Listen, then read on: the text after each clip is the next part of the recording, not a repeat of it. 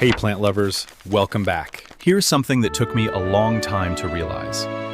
Every culture in recorded history, and I mean every single one, placed living plants inside or directly at the entrance of their homes. Not paintings of plants, not dried flowers in vases. Living the sacred plants, tulsi, still or holy growing, basil, still is revered breathing. in Ayurvedic tradition. Ancient Indian Note the households detailed kept green tulsi in the leaves and courtyard, delicate tended blossoms. every morning. Whether Egyptian households suspended by hung the aloe above entryway the or doorframe. thriving on the sill, Households these across useful Mesoamerica botanicals grew bring herbs nature on window indoors. ledges and rooftop gardens. Chinese households trained climbing plants along entryways for centuries before anyone called it décor. Indigenous households across the American Southwest grew medicinal herbs within arm's reach of where food was prepared. These weren't the same cultures. They didn't share a trade route or a common religion. They reached the same conclusion from completely different starting points. And the conclusion was this: a home with living plants inside it functions better than a home without them. Now, for decades, we wrote that off as superstition, or aesthetics, or coincidence. But here's what changed. Researchers at NC State University and the Plants for Human Health Institute started measuring what diagram plants illustrates the actually process release of transpiration, into the air around us. where the leaf releases natural compounds called phytoncides, volatile organic compounds emitted by plant tissue as a defense mechanism. What they found was that these compounds, when inhaled, interact directly with the human nervous system. They shift the body from sympathetic state, the stress mode, toward parasympathetic state, which is what researchers call rest and digest. Heart rate slows, blood pressure drops, cortisol levels decrease measurably. The people who placed plants at their thresholds thousands of years ago didn't have the language, parasympathetic nervous system modulation, but they had observation. They noticed that spaces with living plants inside them felt different from spaces without. And across thousands of years and thousands of miles of separation, they kept coming back to the same answer. So today I want to go through 20 plants that carry both of these threads, the cultural one and the biological one. Some of them are kitchen herbs you already own. Some are houseplants you've walked past 100 times without knowing what they actually do. And a few of them carry traditions so consistent across unconnected cultures that I want you to sit with that fact for a moment and ask yourself, what did they know that we forgot? Before we get into the list, if this kind of deep dive content is something you want more of, the science behind the traditions, the stories behind the plants, hit subscribe now.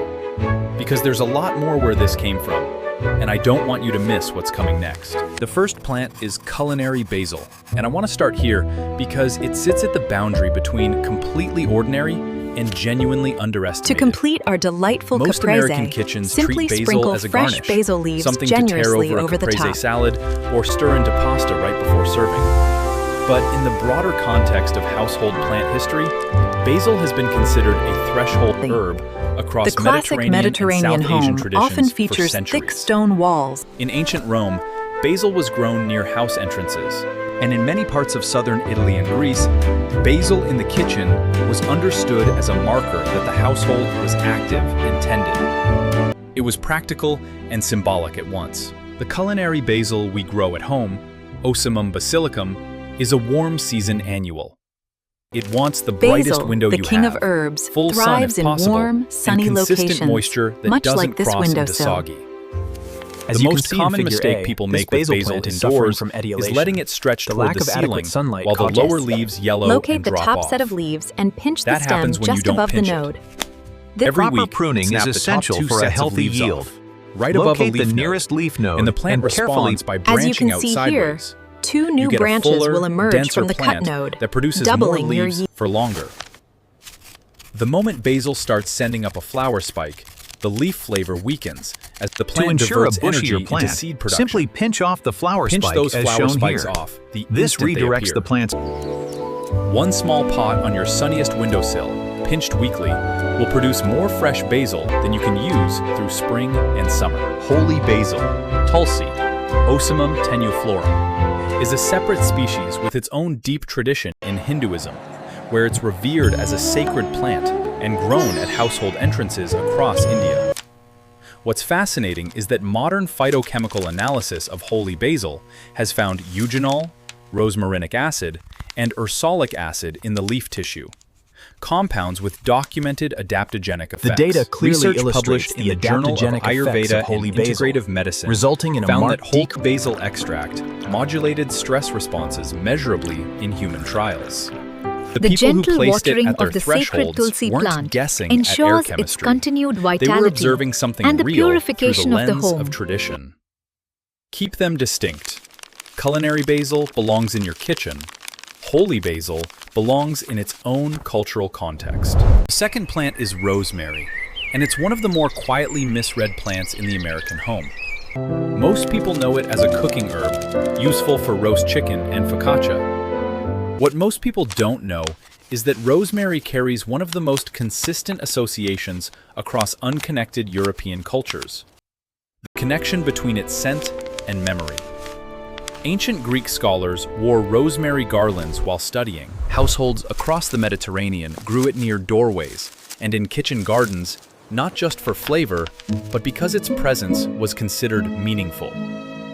The 16th century English herbalist John Gerard wrote about rosemary's reputation for strengthening memory. And while we can't make medical claims from historical herbalism, what's interesting is that modern olfactory research from Northumbria University in the UK found that participants in rooms diffused with rosemary essential oil performed measurably better on prospective memory tasks, remembering to do things in the future, than those in odor-free rooms. The compound 1,8-cineol, found in rosemary's volatile oils, has been studied for its effects on acetylcholine activity in the brain. Rosemary wants full sun The and rosemary excellent shrub, drainage. or It Rosmarinus is a Mediterranean officinalis, shrub, which thrives means in the it evolved dry, in thin, rocky soils of the alkaline soils that dry out quickly between rains. In the U.S. Southeast, Pacific Northwest, and most of the Midwest, rosemary struggles outdoors through winter and does better in a container you can bring inside before a hard freeze. In USDA hardiness zones 8 and above, coastal California, the Gulf Coast, parts of the mid-Atlantic, it can grow outdoors Overwatering causes year-round the soil as a to woody become shrub. waterlogged, The single thing leading that to the kills decay more you see rosemary here. plants than anything Hence the else. warning, wet root. Wet roots. It would rather dry completely between waterings than sit in even slightly soggy soil. Fast-draining mix, terracotta pot if you're growing indoors, bright south-facing window. That's the whole recipe. The third plant is lavender, and the reason it belongs in this conversation isn't aromatherapy marketing, it's older than that. Lavender has been used in European household linen traditions for centuries, dried and tucked into closets and bedding chests, not primarily for its scent, but because lavender's aromatic compounds are mildly antimicrobial. Households in Provence, in Tuscany, and in English country homes used it before anyone had a word for antimicrobial. They just knew that linens stored with lavender lasted longer and smelled cleaner. Research published in the journal Phytomedicine has found that lavender's primary volatile compounds, linalool and linaloyl acetate, reduced anxiety-related behavior in both human and animal studies. But I want to be careful here. Lavender can support a calming routine. It is not a treatment for insomnia, anxiety disorders, or any medical condition. For most American homes, lavender is better as an outdoor plant than a long-term houseplant. It needs full sun, lean soil, and drainage that would make most other plants wilt. The Pacific coast of California, the high desert of New Mexico, and the hills of central Oregon are natural lavender territory. In humid climates like the Southeast, lavender often struggles because the combination of heat and humidity promotes root rot and fungal issues. The common mistake is treating it like a delicate flower that needs rich, wet soil. Lavender is the opposite. Give it gravel drainage, lean soil, and more sun than you think it needs. For pet owners, lavender can be toxic to dogs and cats if they chew or ingest the plant, so placement matters. The fourth plant is aloe vera, and I want to give it an honest treatment here, rather than just repeating the usual claims. Aloe's The presence ancient in Egyptians Egyptian utilized and the versatile Mediterranean aloe household plant for traditions both is medicine real. and beauty. Archaeological and textual records document it being used topically for burns and skin irritation going back thousands of years. The gel that comes from breaking an aloe leaf contains ace-mannan and other polysaccharides that have been studied for wound healing and anti-inflammatory effects in topical applications. This is genuine science. What's not genuine is the leap from topical gel to ingesting the plant, which is a different and potentially dangerous matter. The aloe latex, the yellow layer between the clear gel and the outer leaf, is a strong laxative and should not be casually consumed. Aloe vera wants bright, To ensure a healthy direct, plant, or very provide bright ample indirect warm light, sunlight a and a gritty, well-drained well-draining pot, mix, such as and a this container classic with terra. real drainage holes. The most common failure mode? A beautiful decorative ceramic pot with no drainage, filled with standard potting mix, watered on a schedule. Aloe will look fine for weeks and then collapse from root rot. When Use checking your fast-draining succulent, cactus mix ensure the or add soil is perlite dry generously down to the standard first mix. knuckle before Water only applying when the water. top 2 inches are completely dry. In most of the continental The aloe U.S., plant, aloe a is succulent frost-sensitive favorite, and thrives lives indoors or when comes protected inside from the winter before frost. temperatures drop below 40 degrees. Homes with dogs or cats. Aloe can cause vomiting, tremors, and other symptoms if ingested by pets. Keep it out of reach. The 5th plant is peace lily, Spathiphyllum, and it's one of those plants that has been so thoroughly absorbed into corporate and institutional decor that most people have stopped actually seeing it. But here's what peace lily does that other common houseplants don't. It blooms reliably indoors. That white spathe, the upright modified leaf surrounding the small true flower, appears without the drama of temperature shock or supplemental lighting. And its blooming, which requires consistent but not excessive care, means that the plant gives you visible feedback. It's responding to what you're doing right. Peace lily tolerates lower light conditions than most flowering plants, which is why it ended up in so many dim office lobbies. But low light tolerance isn't the same as low light preference. In a brighter spot, filtered light near an east or north-facing window, it blooms more consistently, and the foliage stays darker and more substantial. Even moisture is what it needs, not wetness and not drought. If it wilts dramatically, that's a hard request for water. Respond to it, but don't keep it in constant deficit to force dramatic wiltings. Critical note: peace lily contains calcium oxalate crystals throughout the plant tissue, which cause significant oral irritation and can cause vomiting if chewed. It is toxic to dogs and cats. Place it high or in rooms where pets don't have access. The 6th plant is spider plant, Chlorophytum comosum, and I want to frame it through the lens of what it actually does structurally rather than just its reputation. Spider plant is one of the most widely distributed pass-along plants in American household history. For most of the 20th century, it moved through households not through garden centers, but through cuttings. Someone would root a plantlet for a neighbor, send one home with a family member, give one to a new apartment dweller. That circulation mattered. A plant that grows and then offers more of itself is a different kind of household object than one that just Thriving sits indoors, there. Spider the plant is resilient genuinely spider plant forgiving is of perfect conditions for that would those stress difficult, other plants. dry. It tolerates inconsistent watering, low to moderate light, and the dry air of most American homes. It produces the characteristic dangling plantlets, which the plant uses in its native South African habitat to colonize new ground quickly, when it's slightly root-bound and receiving consistent light. The most common mistake indoors: burying it in too large a pot and keeping it wet, which prevents the slight stress that triggers plantlet production. A slightly snug pot, bright indirect light, and letting the soil dry partially between waterings is the production formula. Spider plant is one of the more pet-tolerant common houseplants, though no houseplant should be a snack for animals. The 7th plant is money tree, Pachira aquatica, and I want to give it a more interesting origin story than the feng shui label it usually gets, because the actual botany here is worth knowing. Pachira aquatica is native to Central and South American wetlands, specifically the swampy river margins of countries like Costa Rica, Guatemala, and Brazil.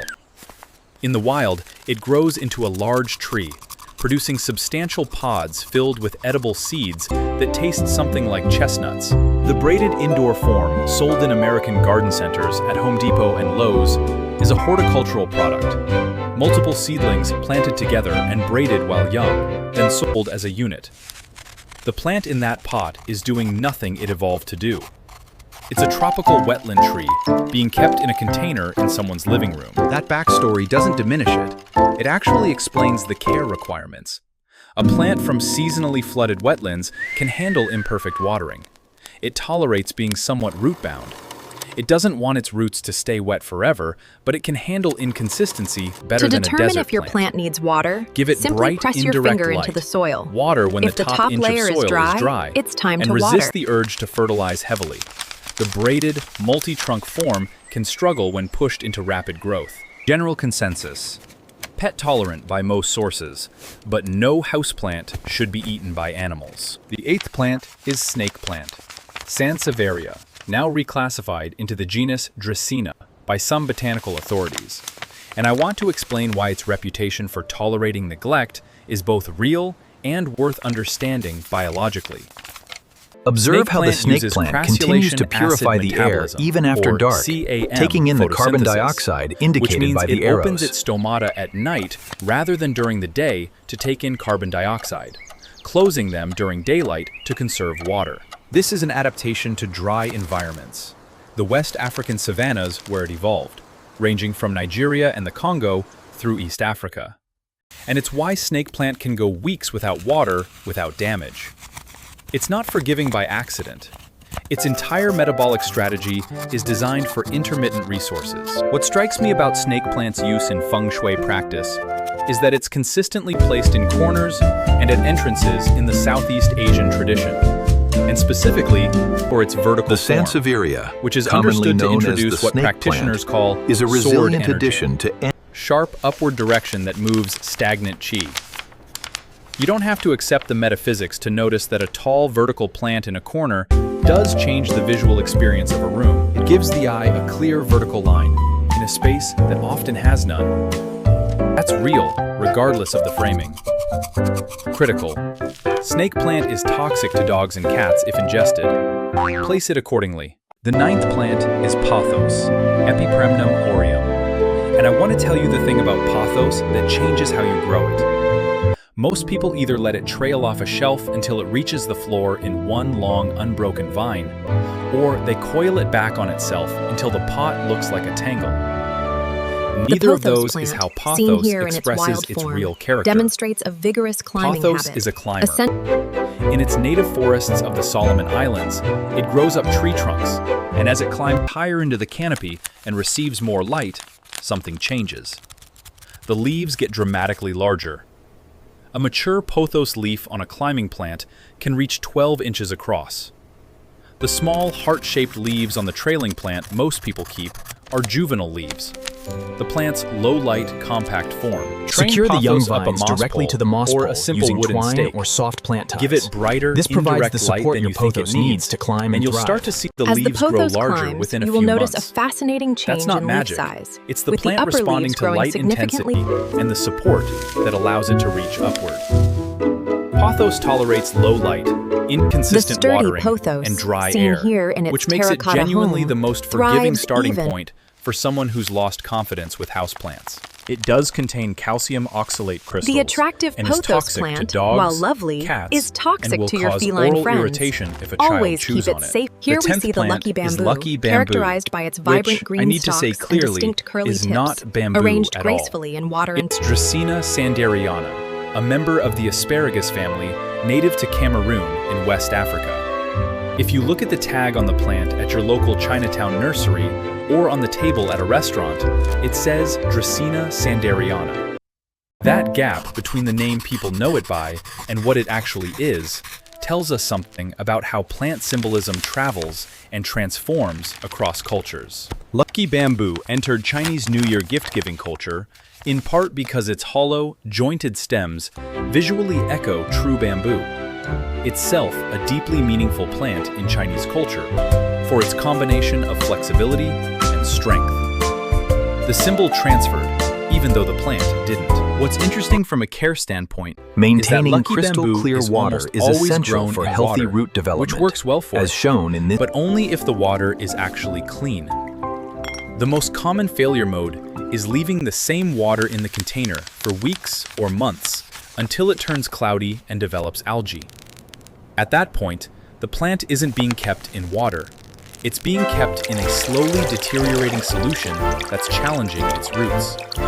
Change the water weekly, rinse the container, and keep it in bright, indirect light. Tap water in many American cities here, has enough chlorine and fluoride are to cause tip browning over time. Filtered or sat-out tap water is better. Lucky bamboo can be toxic to pets, particularly cats. Another plant where placement matters. We're halfway through. And here's what I want you to notice before we continue. Fascinating lineage of the Every single houseplant, plant so far tracing has a its journey documented through the tradition annals of behind human it history. from a specific culture. And every single plant has a biological reality that explains, at least in part, why that tradition emerged. The ancients didn't have instruments, they had attention. They watched what happened in spaces where these plants lived. Here's where it gets interesting. The next group of plants I want to walk you through are the ones most people walk past in the herb mint section plant, seen without here, understanding requires what they're ample actually sunlight looking at. and The 11th plant is mint. And the thing about mint that most people get backward is that they treat it like a delicate culinary herb when it's actually one of the most aggressively Here we see successful how the mint plants in plant temperate spreads. climates. These underground Mint stems, spreads known by as underground rhizomes, runners, send out rhizomes, new roots and shoots, that can travel creating several new feet plants. in a single growing season. A raised In the bed right simplifies conditions, gardening. a small mint Yet plant even placed here, in an open mint garden will bed roam. in Asheville, North The Carolina, raised garden or bed Portland, is Oregon ideal will for colonize containing an aggressive entire growers raised like bed mint, within one as summer. you can see here. This isn't Proper a flaw. drainage is It's the essential plant's for healthy strategy. plants. It evolved Ensure your to pot spread has a for clear household opening at use. the. Grow mint in a container, a 12 to 16-inch pot with drainage, kept near a door or on a patio where you can pinch fresh leaves for water, tea, or simple cooking. When harvesting The your key mint, care principle: gently don't pinch let it the dry out freshest completely, leaves from the but top. don't let it sit in standing The water roots either. absorb the water, Mint wants and the consistent excess moisture in a drains container freely that from the drains bottom. freely. Pinching encourages bushy, compact growth. If you let it go uncut, As you can it see, becomes leggy, proper light and the lower exposure leaves is yellow. crucial for your mint. Mint's volatile compounds, The plant on the left primarily is healthy, menthol and while the related one on the right- terpenes, are part of the same class of phytoncides that researchers have studied for their effects on alertness and respiration. It's not a coincidence that mint-scented spaces feel more awake. Dogs and cats. While mint Mint can freshens cause the home, gastrointestinal it's best upset kept if away from chewed in curious significant paws, amounts. as And indicated by concentrated this. mint oils are more toxic. Keep the plant accessible to humans, but not to pets. The 12th plant is thyme, and it's the herb that most people underestimate because it looks so modest. It's low, slow, and covered in tiny leaves that don't announce themselves. But thyme, Thymus vulgaris, contains thymol, a phenolic compound with documented antimicrobial properties. Before pharmaceutical antibiotics were available, thyme was used in wound care across European traditions, and thymol is still found in commercial mouthwashes today, including Listerine. The historical household use of thyme wasn't based on folk belief without evidence.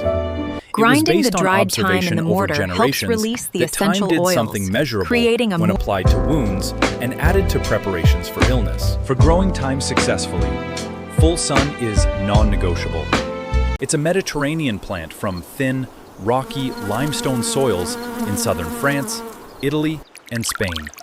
Give it the sunniest spot available, fast drainage, and hold back on the water more than you'd think. The single most common mistake is watering thyme the same way you water basil, frequently and thoroughly. Thyme wants to dry out between waterings.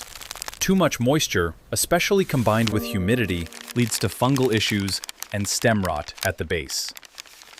In a container on a south-facing patio in most of the US, it thrives. In a humid garage or dim kitchen, it declines. Grow it where you'll walk past it and can pinch a sprig for cooking regularly. The 13th plant is sage, Salvia officinalis. And I need to address the conversation around it honestly, because sage has become the subject of a cultural practice that deserves careful framing. Common culinary Salvia sage is a officinalis, Mediterranean or common kitchen herb. culinary sage, Silver green, is a aromatic, staple in any slow-growing, mid-century and genuinely beautiful in a pot. It has been used in cooking across Italy, France, and the American Southwest for centuries, and it carries documented antimicrobial properties in its volatile oils. The practice of burning dried sage detailed to clear cellular spaces structure of the is a sage separate leaf. and specific Note tradition. the specialized volatile oil. White sage, Salvia apiana, is a plant sacred to numerous California Native American peoples, including the Chumash, Kumeyaw, and Cahuilla nations, and its ceremonial use is tied to specific to the cultural modern and home, spiritual sage protocols, remains a treating staple. that as a wellness trend. Note the to be difference purchased between the and traditional performed without those protocols is a serious cultural appropriateness issue that researchers and Indigenous scholars have written about extensively. What I'm recommending here is different. Grow culinary sage, Salvia officinalis, in a sunny pot. Use fresh leaves in cooking. Appreciate that the tradition of aromatic herbs in household spaces goes back thousands of years and works through real chemistry. But the specific ceremony of burning white sage Today is not we look mine at to the teach wonderful or uses of yours to culinary casually sage. adopt. Culinary sage wants the same conditions as thyme: full sun, excellent drainage, dry intervals between waterings. It's a woody perennial in zones 5 through 8, meaning in much of the U.S., it can stay outdoors Overwatering is a year-round common if protected mistake. from winter wetness. Be sure to check the soil moisture Common before mistake. adding more. Overwatering a sage plant in a container and wondering why the lower stems are turning gray and mushy. That's fungal rot from too much moisture. Let it dry. Give it wind and sun. The 14th plant is jasmine. And here, I want to be specific because the name jasmine gets applied to several unrelated plants that don't share the same chemistry or the same cultural background. True jasmine is a jasminum species, most commonly Jasminum sambac, the Arabian jasmine, or sampaguita, or Jasminum polyanthum, the pink jasmine sold at many American garden centers. These are the plants associated with jasmine's extraordinary fragrance, which comes primarily from benzyl acetate and other volatile esters that the flower releases most heavily in the evening. In the Philippines, jasmine sambac is the national flower, sampaguita, and garlands of it are used in religious offerings and ceremonial occasions. In India, jasmine has been woven into bridal hair and offered at temple doorways for centuries. In China, jasmine tea is made by scenting green tea leaves with fresh jasmine blossoms. The cultural history of jasmine isn't one tradition. The It's jasmine dozens plant, of traditions, known for its rapid all growth. centered on the Observe same the plant healthy stems and and the same leaves, fragrance, culminating for in growing these jasmine beautiful small indoors white or flowers. in containers. It needs a lot of light, bright indirect at minimum, full sun outdoors. It is a climber and needs support. A small trellis, a wire ring, or stakes will keep it manageable. It blooms best when slightly root-bound, which discourages people who assume repotting always helps. After a bloom cycle, trim the spent growth back by about a third. This encourages a flush of new growth that will eventually produce another round of flowers. Don't mistake Carolina jessamine, Gelsemium sempervirens, for jasmine. It's a completely unrelated plant, native to the U.S. Southeast, and it is highly toxic. Always check the botanical name before purchasing. The 15th plant is Phalaenopsis orchid, and I want to talk about what happens to most people after the blooms fall. The flowers are what drew them in, and the flowers are what they think the plant is for. When the last bloom drops, the plant goes to a shelf, then to a lower shelf, then into a trash can. This is a misunderstanding of the plant's biology so common that it's become a minor cultural phenomenon. A spent orchid at every garage sale in America. A Phalaenopsis orchid in its natural habitat, the humid forests of the Philippines, Indonesia, and parts of Southeast Asia, is an epiphyte. It grows attached to tree bark, its roots exposed to air and the occasional drenching rain that drains away almost immediately. The worst thing you can do to an orchid is put it in a dense potting mix that holds moisture around its roots the way a standard houseplant mix would. Orchid Observe roots how the need to chunky cycle medium between provides moist vital and air dry, circulation, with the vellum substantial roots air appear movement silvery between when waterings. Repot into fresh orchid bark after the bloom cycle ends, not into standard potting mix. Place it in bright indirect light, not direct sun. Water by running it under a tap and letting it drain completely, rather than leaving it sitting in a saucer of water. The node below where the last flowers opened on the bloom spike may produce a secondary spike, called a keiki, or a new branch, if you leave the spike on after blooming rather than cutting it. Some orchid growers cut the spike to a node just above the second or third node from the base. Others leave it and wait to see if it rebounds. Try both and see what your plant does. Phalaenopsis orchids are generally considered non-toxic to cats and dogs, which makes them one of the few genuinely pet-safe flowering houseplants. The 16th plant is bay laurel, Laurus nobilis, and I want to be very clear about one thing right away. The bay leaf in your spice cabinet may or may not be from a true bay laurel plant. Some commercial bay leaves come from California bay laurel, Umbellularia californica, which has a much stronger, almost medicinal flavor that can be overwhelming in cooking. And let the aromas melt. True Mediterranean bay laurel, Laurus nobilis, has a softer, more complex flavor, and it's the plant with thousands of years of household history in the Mediterranean world. In ancient Greece, laurel wreaths were placed on the heads of scholars and athletes, not for decoration, but as a cultural marker of achievement. The tradition was specific to the plant. To keep your bay laurel healthy, as a container examine the glossy leaves often and water only when the This cross-section illustrates the vital role of the root system. A young bay laurel in a 6-inch pot will take several years to become a substantial plant, and that's normal. The bay laurel Give it requires full sun exposure, well-draining mix, and consistently regular moist, watering in but summer, well-draining and much soil. less in winter. In USDA zones 8 to 10, coastal California, the Pacific Northwest coast, parts of the Southeast, bay can grow outdoors as an evergreen shrub or small tree year-round. In colder climates, it needs to come inside before the first hard frost. Harvest leaves once they've matured, usually the darker, older leaves, and let them dry for a day or two before using them in cooking, which softens the volatile oils and prevents the raw, slightly bitter edge that fresh bay leaves can have. Important. Bay laurel can be toxic to dogs and cats if ingested in significant amounts. The 17th plant is olive tree, Olea europea. And I want to be honest about the gap between the promise of an olive tree in a container and the reality. Olive trees are beautiful. The silvery green foliage, the gnarled trunks of older specimens, the associations with Mediterranean light and ancient landscapes. All of that is real and worth wanting. What's also real is that olives are extremely long season, full sun plants that need specific conditions to produce fruit and that don't thrive in the dim corners of American apartments. A dwarf or semi-dwarf The dwarf olive olive thrives in a south-facing position, on a south-facing enjoying patio the or a rooftop garden in Los Angeles, Houston, or Atlanta. It needs as much direct sun as you can give it, 6 to 8 hours minimum. In winter, in zones colder than 8, it needs to come indoors to the brightest, coolest space available. Fruit production is unlikely from a container olive in most parts of the US, and I don't want to oversell it. The value of growing an olive tree isn't the harvest.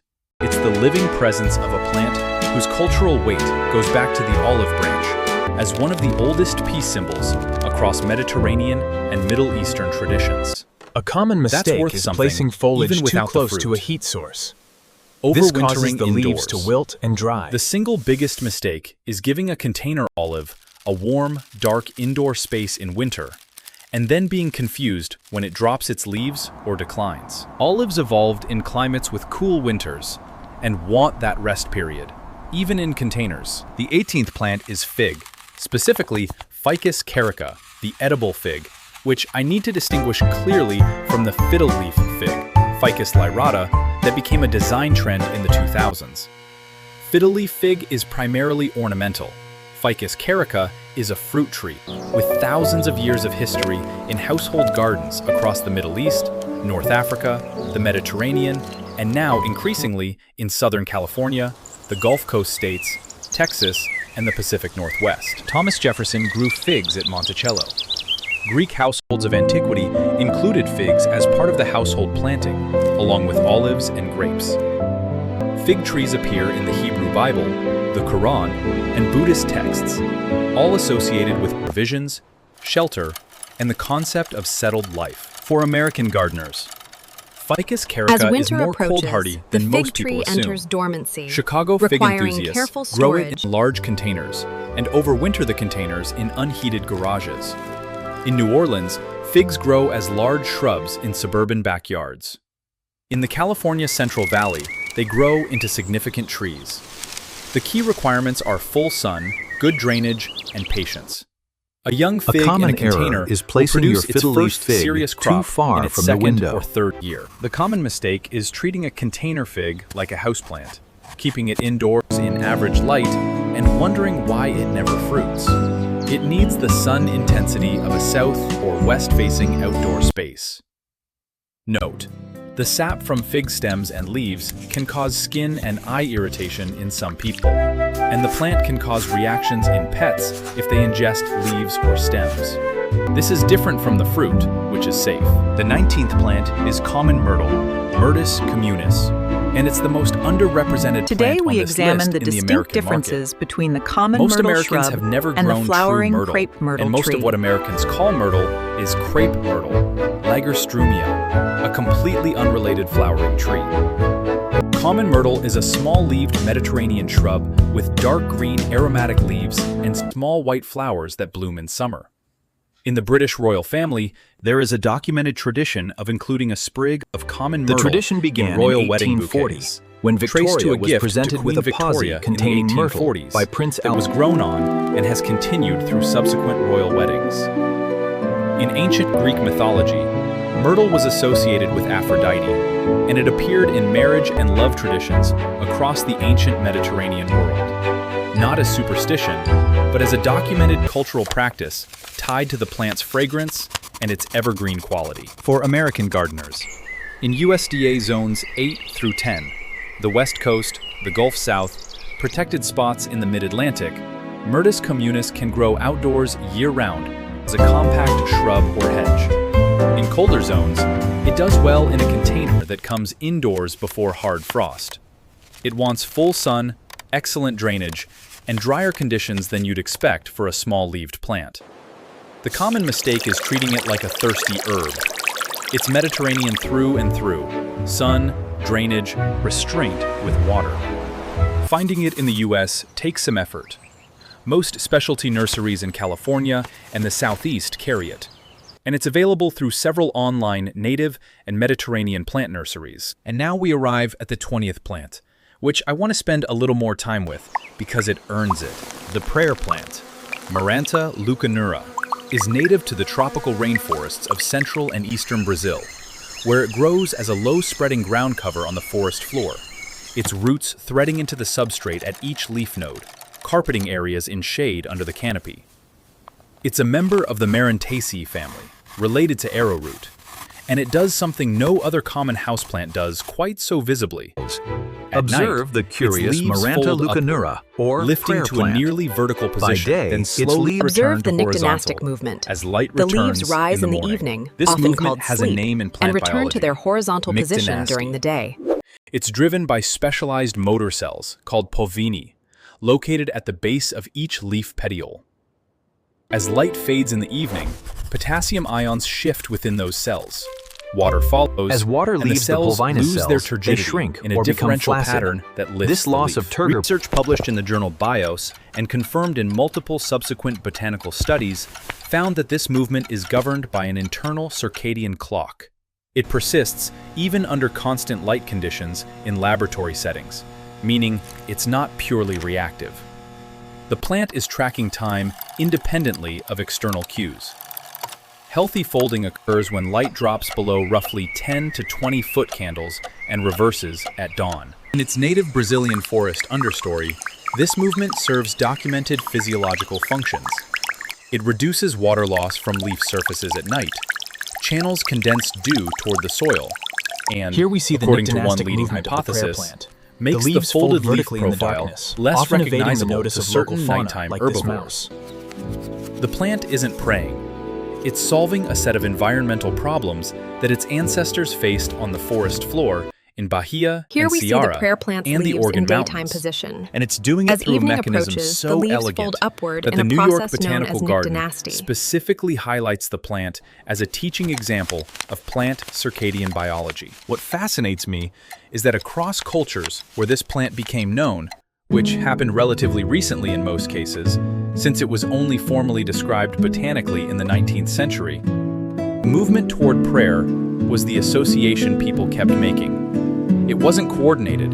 It wasn't borrowed. Different people As you can watching see the labeled same here, plant at dusk the healthy leaf arrived at the structure same requires metaphor. consistent Here's what that means moisture and practically for indirect your sun. home.